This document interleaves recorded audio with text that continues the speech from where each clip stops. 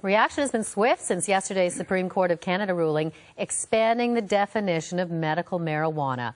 It now means pot brownies, cannabis oil, all legal for people with a prescription.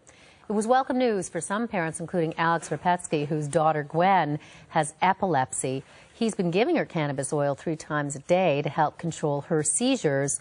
He joins us in studio today. Thank you for coming in to talk about this. Thank you for having me. So essentially, you've been doing this, but it's been illegal. Yeah, we've been doing it for 8 months, legally obtaining the dried cannabis with a prescription note from doctor, et cetera, et cetera. It's been illegal to convert it to oil. She doesn't smoke, so it's the only choice. And tell me about your daughter's life before you gave her, medicinal marijuana, and after.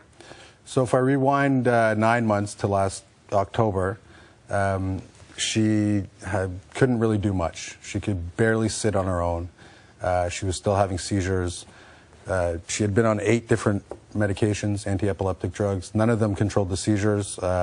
She was having massive subclinical activity, so it's basically like seizing constantly in the brain. So subclinical activity, meaning seizures are going on, you may not see it. You don't see it at all, no, but they're happening.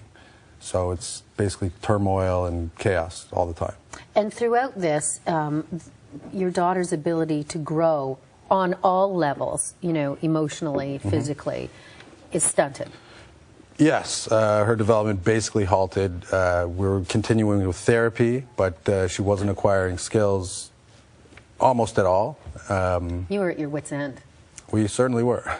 And then you decided to try this medical marijuana. And at first, what did the doctor say, when you said you wanted to do this? Well, I actually thought about it about 8 months before that, or a year before that, and maybe 14 months. And doctors initially were kind of like, no, there's not enough research. I presented them with a lot of logical arguments, academic sources of data, anecdotal reports.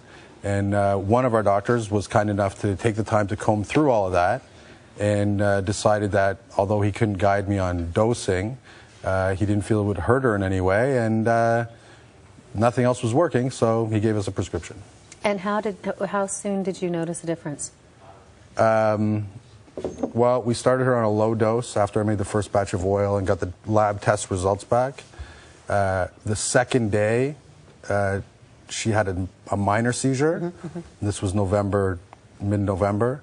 And then after that, she has not had a seizure since. Even a subclinical? Nothing. We had her 17th EEG in January, and it showed no seizure activity at all. Nothing. Wow.